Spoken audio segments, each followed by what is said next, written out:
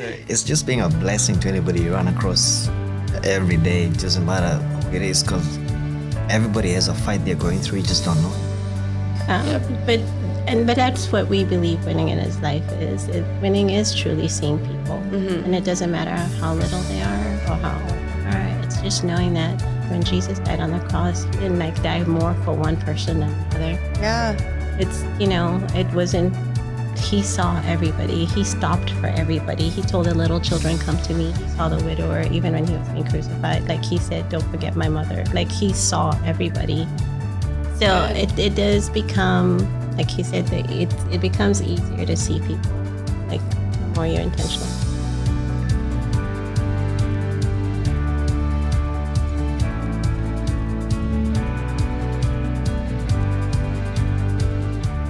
Hey, and welcome to Winning Conversations. We are glad you're here today. I'm joined with the beautiful Andy. How are you? I'm good. How are you? Good. I'm glad you're here. We're matching. We are. Yeah.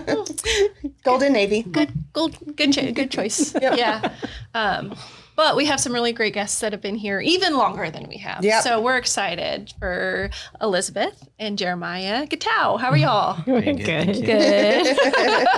Sounds so fun. It was a little bit. It was a little cheesy. But the reason it took me a second to say your name is because everybody here at Heritage knows you as Sheks.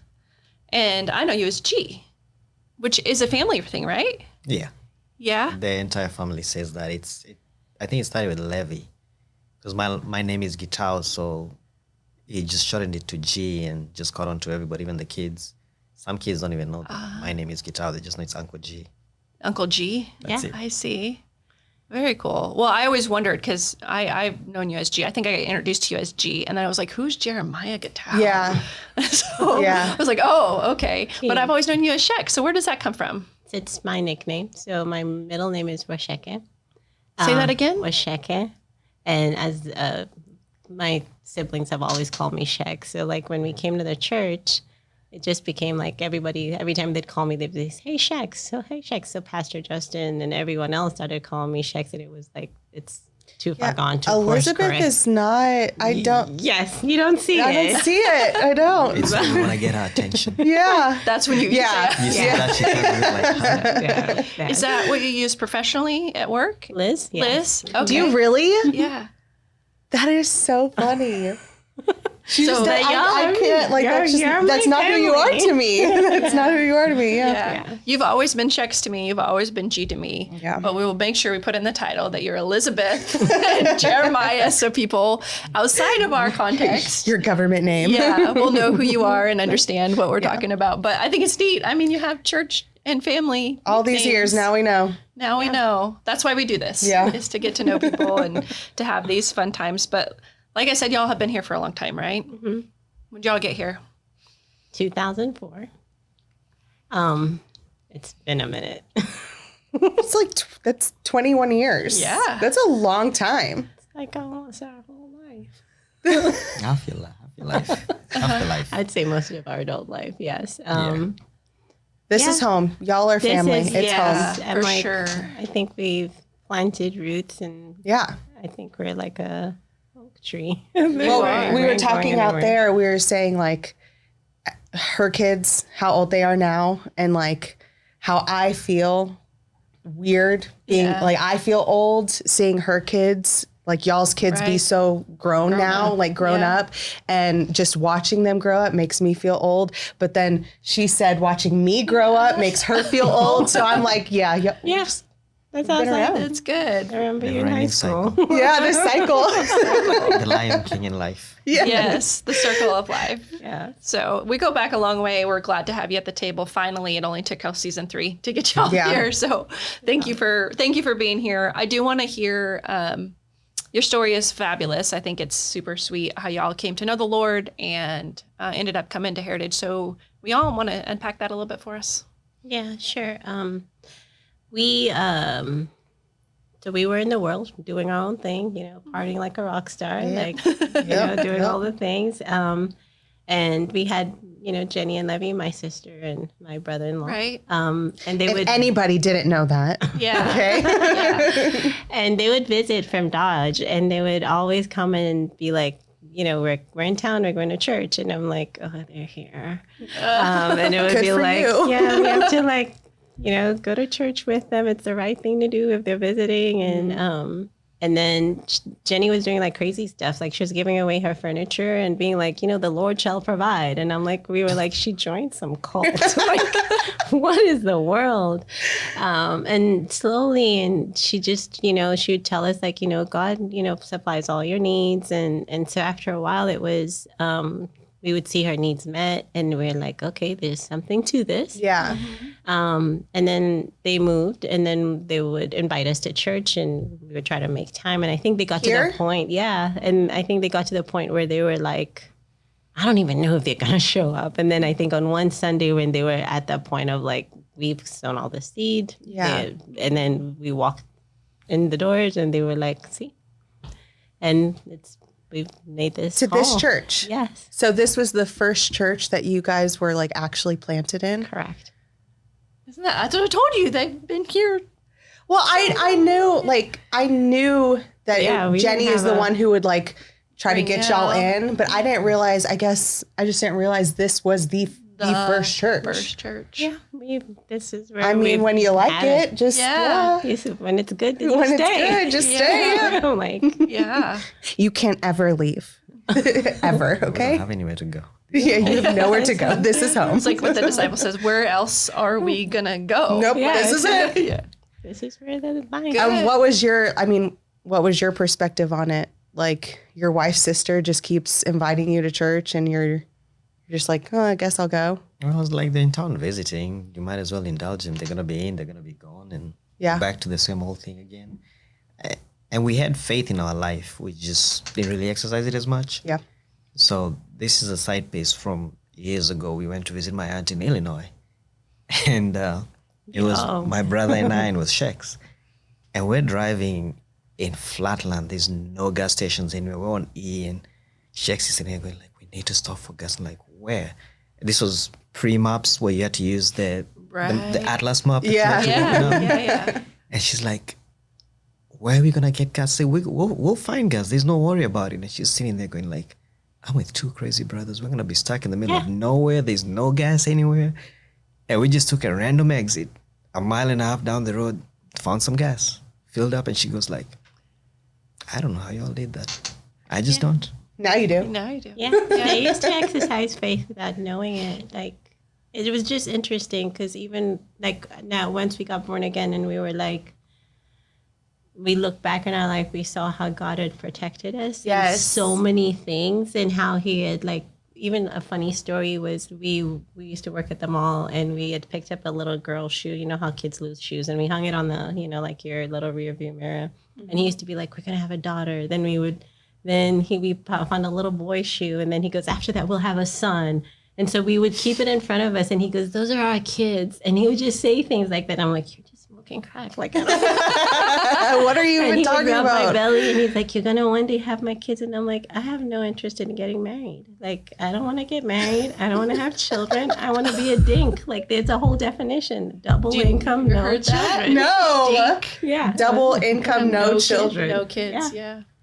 There's a whole like subculture to it. Yeah, it was like, a whole thing. Like, and I was like, I've we're never gonna be heard that. dinks. I'm like, I don't know. And he's like rubbing the belly, saying we're gonna have children. See, he saw something you didn't. And sure enough, we have a boy and a girl. yeah. I feel like that's like the seeds that are like put in you from other people. Like I could say that like from my mom and things like people that were praying for me in times where I was like not interested in God or going to church or anything. Like I'm totally good. I'm fine. I'm doing my thing. And because I had people praying for me, now I can look back and have those like I realize, okay, God did this for me, or he saved me from this, or this wild situation or place I was in, like could have gone the other way. You know what I mean? You like notice God in the time where you weren't following him. Yeah, and he was always there. Yeah. Yeah. It has to do with the people who are praying. Yeah. for Those you. prayers made a big difference for y'all. What is life at Heritage like for y'all? Oh, we love it here. We just. I mean, y'all do everything. You're everywhere. I think I have personally served with you in at least 6 different areas. Like been an honor. If there's an event or anything, y'all are there. I don't know, like heritage to us is, we truly believe on the mandate on the house and making winners in life. And we do believe that being at heritage, everybody that walks through that door, there's a divine appointment. And it's such an honor to get to be a part of something. So if it's just an encouraging word like we were talking about, or if it's just a hug, or if it's just saying you can go for it, or I just feel like our life at Heritage has been us being able to fulfill whatever God has called us to do as part of this body. Yeah. And it's not something to glorify us, or, it's not for works. It's just truly like we get to love on people for God and tell them that God sees them.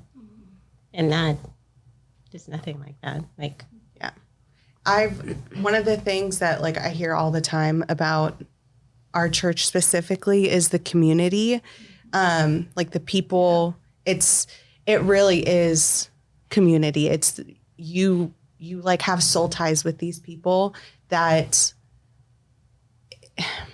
it becomes family, which is what it is. Like, I feel like that's what the church is. It's not just like a place that we come to. And sometimes I like forget in my brain, I'm like, other churches aren't always like this. Like other churches, it's not that church has to be in your entire life, but look at the people that you've met through our church, and then we've built community on that.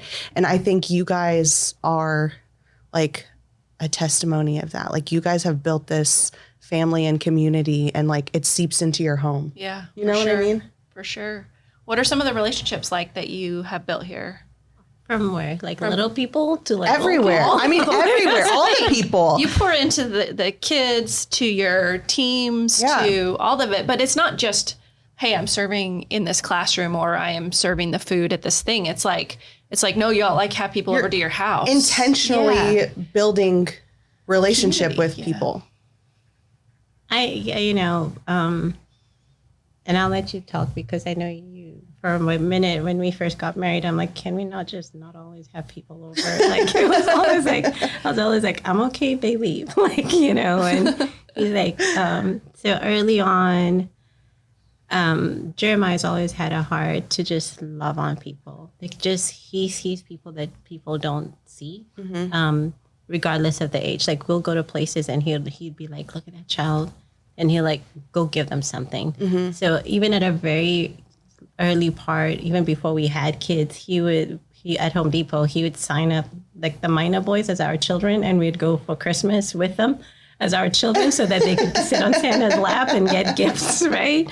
And that's what it has been. So when we think about the lives that we've got into, it doesn't matter the age. It's been more, there's everybody we see from, like I'd say from the 3-year-olds, like I remember when Josh, some of our are now friends with my kids and they're older, but they go and they have a hard day and they just need somebody to give them a sucker at the end of the day and be like, you're special, like God sees you. To the older person that just got widowed, and when we'd do like Joyce Meyer trips, we would like, there's a time we went with Trish and she had just lost her husband, and she was like, I just, after this, I don't know what I want to do. And we're like, we put it on our hearts to just serve her that whole trip. It was just like, whatever you need Starbucks, we're on it. You know what I mean? But you say that and then you follow through with it, though. Yeah. A lot of people say so that, true. Or like, if you ever need anything, we're here, but you're actually there. Like, that's the being intentional, that like, I want to know the why, or like the heart behind for you guys, because y'all are intentional with the relationships that you have. So I'll let you talk. And say, like, why is it so important to you? Like, it's when you give your word, especially from a background where y'all weren't in church for forever. Yeah, so that's what, you know what I mean? Yeah. Well, I grew up in church for the most part of it, and it was, once I moved out on my own, it was more like, nobody's telling you to church on Sunday, nobody's having you do anything else, you just do whatever you want to do. You want to sleep in on Sunday, you want to go out and stay out all late and come home Sunday morning, then you do that. But it was still seeing everybody you ran across wasn't trying to make your life miserable. It's just everybody has something that they're doing or running through. And you just have to be there. Just listen, just talk to them, see what they want. And it was amazing once you did that, whether it's an adult or a child, that's all they need. Just somebody that says, hey, what's up? And some of them would just come out and just start talking to you. Some of them would give you a life history. You're thinking, what did I just do? I'm stuck. Right. But you're like, you know what? It doesn't take much for it to happen. Just go ahead and listen. And I have people, a lady from Dodge, we gave a kid a little toy. And the kid came back and said, years later, they were like, yeah, my daughter remembers you. You gave her this little teddy bear or something. I'm like, huh? She goes like, yeah, she's in her 30s. She's got her own kids, but she remembers that one little thing. That's amazing. Wow. And I'm like, Wow. okay. And he does that. Like, he'll have people at work going through things, and he'll be like, honey, I'm going to be home late. And I'm like, where are you going? He goes, oh, I'm going to, the guy that had the kid and they're struggling. I'm going to dinner with Jonathan. He needs just somebody to talk to. And he'll like, oh, I'm going to help so-and-so. Like even with Hunter and Katie, the little kids, now they've moved. Oh. But you guys brought you these brought little them kids to church, for the last 3 or 4 years. Yes. Yeah, every Sunday. But it was like he would have like that whole. We had like these car seats. Why we had not given them away, and we're like really big about purging. Doesn't make sense. But when he heard like Hunter had been born and they were trying to still get the narcotics out of his system. And he was just like going through the garage and he's like, what do we have? Like, we have to help. Like, we have to. And he would just hear like, when they came, he's like, the great-grandparents, because their great-grandparents is who take care of them and they're in their 60s. And he's like, they're just tired. They're going through hip replacement, knee replacement. And he sees that. Like, he was like, let's just pick him up and take him to church. And then it just, because their great-grandparents were older, it was like we would take them for 4th of July parades, like whatever we could so that they could experience childhood. Yeah. And so we believed God, and at that time we were believing God. I'm like, Lord, we need a bigger car because we needed a car just for with kids 3 who aren't rows. even yours. Yes. Yeah. And God provided, like we got somebody sowed the seed for us to get the car. But that's what I'm saying is people talk about doing stuff like this, but then they don't actually do it, or they don't, like people want to be the hand and, help others and be there for people. But, you have your own life going on. You have your own kids. You don't have to show up for people. You don't have to do that. But like my baby shower, who was setting up? I know exactly who was setting up. I didn't have to tell her to do that. When Addie was in the hospital, who showed up? Right. When Lily was in the hospital, Jenny cooked food. Like y'all don't have to do these things, but you do. And I think that is like such a good 100%. representation of Jesus and what church community is all about. Yeah, I agree. I think you guys have demonstrated that over the years. I remember even when we were pregnant at the same time. Modeling. Yeah. Did you say modeling? She was doing modeling. I did this one little. I'm sorry. What? We'll see if we keep that part in. Okay. But we had babies at the same time. Every chance we got, we were hanging out together. Our boys are still close, and it's like, it's this legacy of faith that you guys are spinning. That I know you love the same. Like, right hand doesn't know what the left hand is doing. Mm-hmm. You guys are so unassuming at church. You're just there being part of the people. Yeah. And but you're doing the work of the Lord. Yeah. Which is no less holy than being in the pulpit or being the lead of something going on. So I want to honor that and really talk about like, what is that? How are you putting that in your kids? What are you doing? That's a good one. Yeah. Yeah. How do you continue that legacy that y'all are building? And like, you're like the most unassuming. I know. They're like, it's just what we do. Which I love. We tell our, like, one of the things we do believe is your kids are watching you more than anything. So, if they see you value things over people, then they will value things over people. So we're not attached to material things. Mm-hmm. So we always tell them that we love people, not things. And I'm like, make a decision from a perspective of love. Like, if you're making a decision, are you doing it from like, even if you're tired and sending that text when you don't feel like to encourage your friend, like, is it from a position of love? Because if it's from a position of love, then you'll have peace about it, right? And so we do try to sort of obligation. Yes, it's just like, if you love somebody, you want to do good stuff for them, right? Like, you want them to receive good things. You want to see them be happy. You want to see them have joy. So it's not about what you're going to get from it. It's just like, it gives, God wants to lavish everybody with amazing things and his love, and, for them to know that he's with them through everything. So we do tell them that peace is not the absence of, adversity. It's the calm through the storm. It's truly like, regardless of what you're going through, God's with you. So we don't we do want them to be disciplined in what they do. Like, we do ask them, like, hey, are you spending time in the Word? We sign them up for everything that's going on at church. We do expect them to come serve with us. And we do tell them that you have to be a steward of the gifts that God has given you. And that doesn't come from, like, if you're caring for your house, it's not from an obligation, like, I have to do this because mom wants my room tidy. You're doing it from the perspective that God has gifted you this room and this house. And it's truly an honor. Like, there are a lot of kids that don't have a room or a house, and it's an honor to have this gift. So you take care of it because you're taking care of the things that God has given you. And we say that all the time. So they'll naturally, like, fold the blankets after they're done and do stuff like that. I'm not saying their rooms are, like, spectacular, but it's because Can you have a conversation with my child? My preteen needs to hear this. No, but it does. But that's what we try to instill. Like, everything you're given is a gift. Yes. And you can take advantage of it, or you can truly, like, be thankful. Yeah, and I think I'm so glad you brought up your house, because this is another one of those examples of what y'all do for the Lord.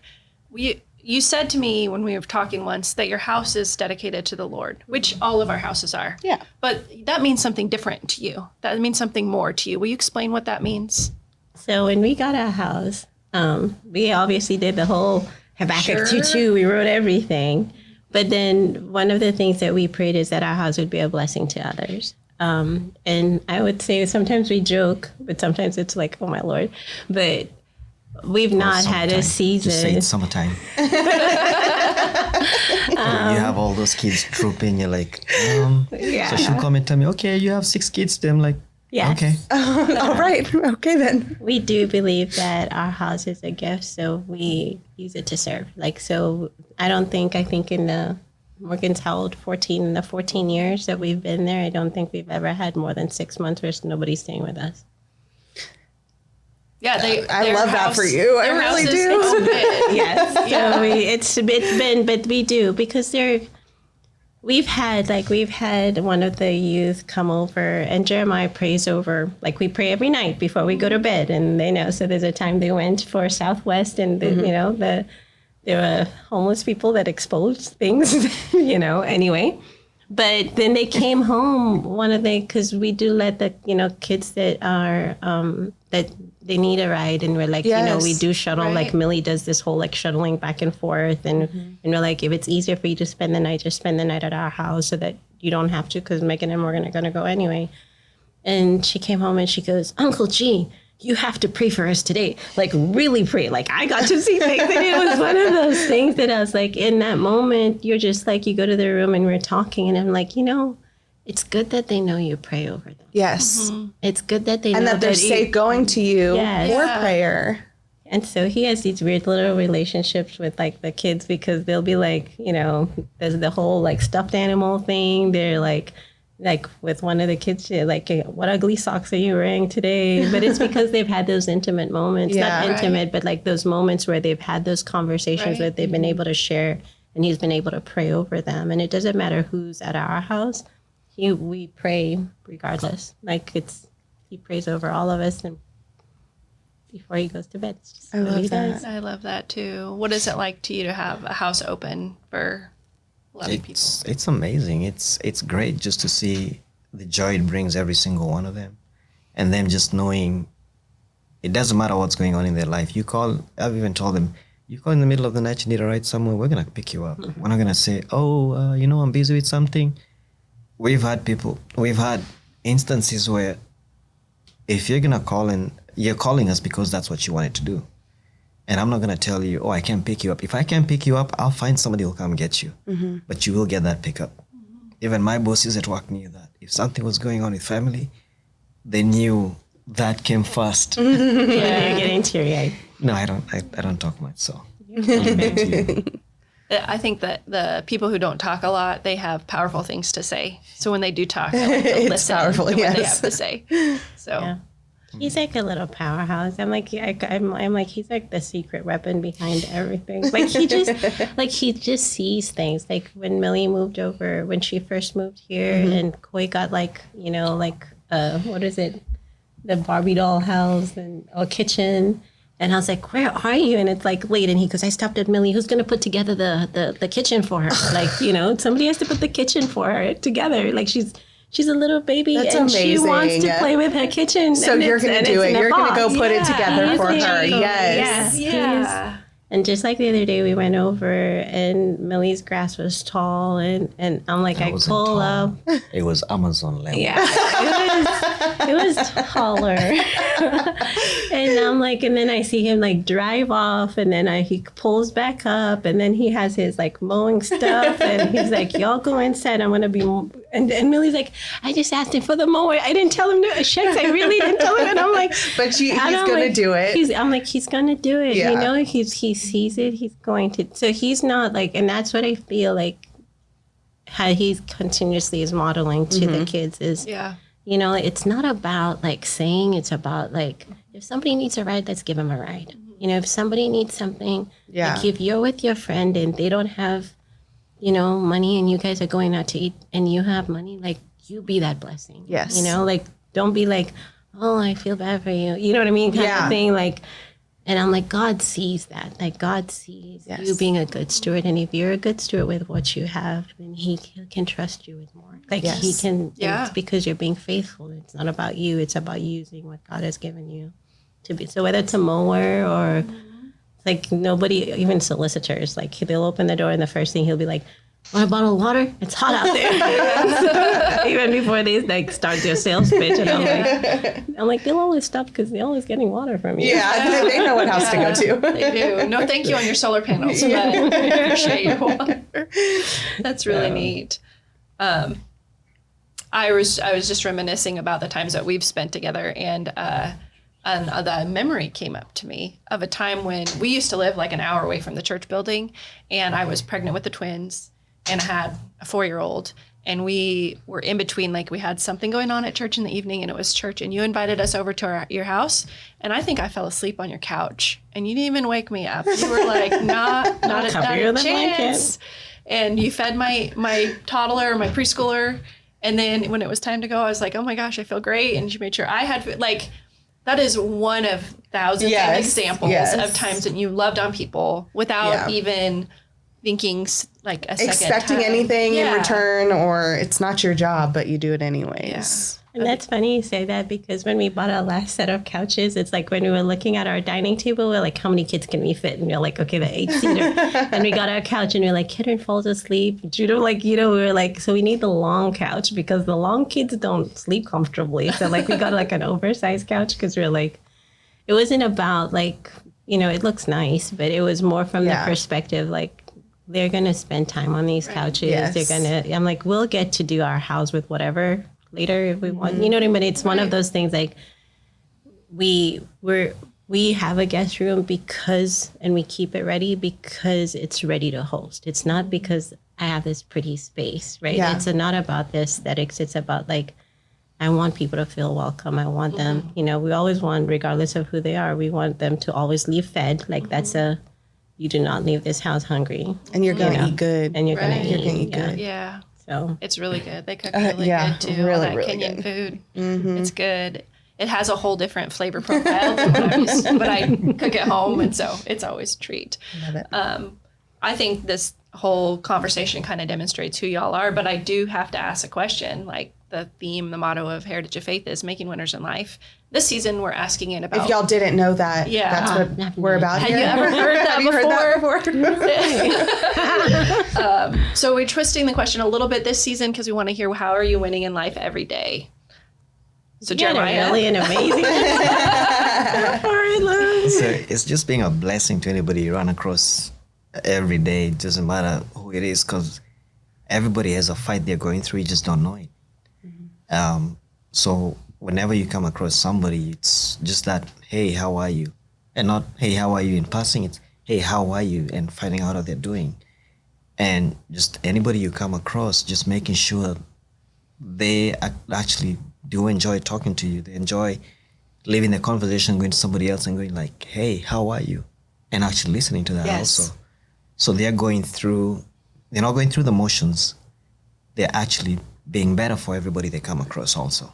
Just because you were better to them, you started it and it just keeps going forward. So you always want to be a blessing wherever you go or whoever you talk to. Yeah.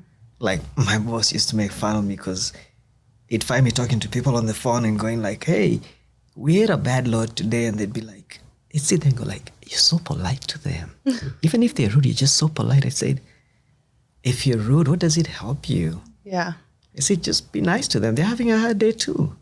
Like, they leave the conversation, they're thinking, next time you call, they'll be like, hey, how can I help you? They're not going to be like, oh, no, it's that guy again.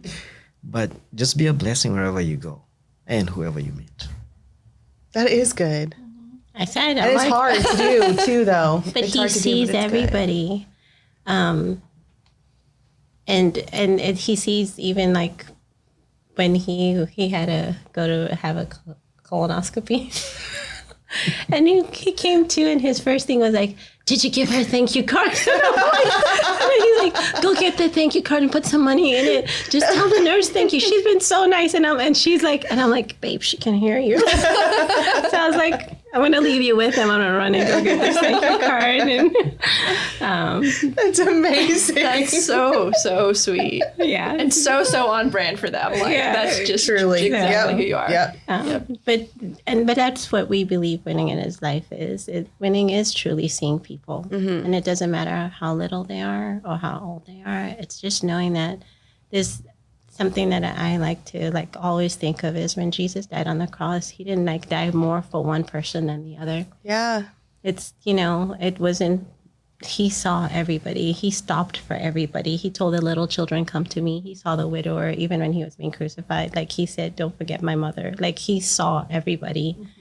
Mm-hmm. And so my kids are always like, Mom, why do you have to talk to everybody? The lady that's sorting the clothes. Like you always have to have a conversation with them. And I'm like, because people need to be seen and God sees them. Yeah.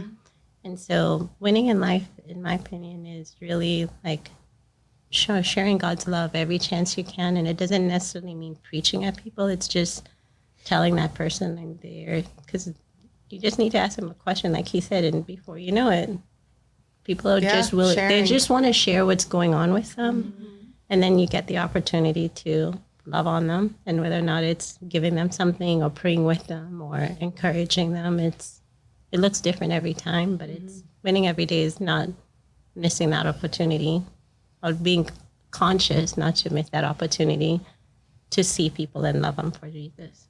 That's a good challenge to take home. Yeah. Take that challenge. I will take that. Well, thank you. Yeah, thank you. For coming. Thank you, Jeremiah. Thank you for speaking your insights. It really was good and very inspiring. And I'm glad that we got this. It's a good reminder because I get lazy and sometimes I'm emotional and I don't want to be nice to everybody, but. Yeah, I get fast. I get on a mission. Yeah. And I miss people when I'm like, I got to get this done, this done, this done, this done, this done. And I don't always stop to consider these people. But it's true. It is true. I want to be seen. I want people to see me and see my heart and to, love on me when I feel unloved or unlovable. And I know we're human. Everybody wants that. You know what I mean? But it's stopping and not being so centered and like focused, yeah. focused on other people. Thank you for always demonstrating that. Yes. Well, I don't always do it. So I'm just going to say, like, I am not, like, arrived. Like, he does a lot better job at it. Yeah, but I'm just saying, but I do wake having up that as a with goal or just Yeah. like in your, you know, something that you strive to do is, I mean, think you close a deal more often than you think, though, Sheks, because you have this intentionality. But what we keep seeing is that you guys follow through. You follow Right. through. You You actually show up. with the meal. You actually pick up the kids. Even when you don't actually feel like send it. the text. And I don't know. No, I know. Yes. Not everybody does that. So yeah. that's the example that we are looking to learn from you. So nobody does it perfect. I'm just saying, I'm just like, oh my Yeah. You're amazing. Accept it, okay? Y'all are just amazing. Just that easy. My boss used to say, if you want to see how well you're doing in a day, take 30 pennies, put them in your pocket. And every time you compliment somebody, if today you decide you're going to compliment somebody, if you compliment somebody, move it to the other pocket. At the end of the day, see how many you moved over. Oh. That's And amazing. if you do it for like a week or 2 weeks, you'll notice they get more and more to one pocket, or you actually run out just because it gets. becomes It's your like what habit. Terry Foy says: anything that you do for 21 days becomes a habit. Yes. And this is a habit we need to start making Yeah. because Yeah. I don't. And I can say that, like, I don't always show up because sometimes I am tired or sometimes you just don't feel like it. But this is our motivation. This is this is what we need to do because this is showing the love of God. This is doing, people need somebody to show up for them or to advocate for them. And it is our jobs to do that. It's a lot easier. Like, it's so easy because, like, yesterday when I was standing outside, yesterday was not Wednesday, but the day before. And it's like you do it, and then after a while, like, it just happens. Like, I'll just stand out there, and it's like Josh will run, and Judah will run, or like the kids will run, regardless of the age. Like, they'll be like, I know I get hugs from this person, like every Sunday. So they're just, so it becomes easier because it's like what even people expect. So you're just like, so when you see them, that, so even you joke and you're like, hey, where's my hug, kind of thing, because so it does become, like he said, that it becomes easier to see people, like, the more you're intentional. Intentional. That's good. Well, yes, thank you so much. I loved it. This was a good one, and I hope you guys enjoyed it too. And if you want to watch more, we are... How many more episodes do we have of season 3? Quite a few, right? Yeah, I think so. We're on episode 25, so that's a nice even number. And the next episode is First Friday again, which is for August. Yeah. Which is a continuation of our conversation with Joseph Canfield. So Which is very good. It's so good. Yes, he's awesome. Well, join us next week for more winning conversations.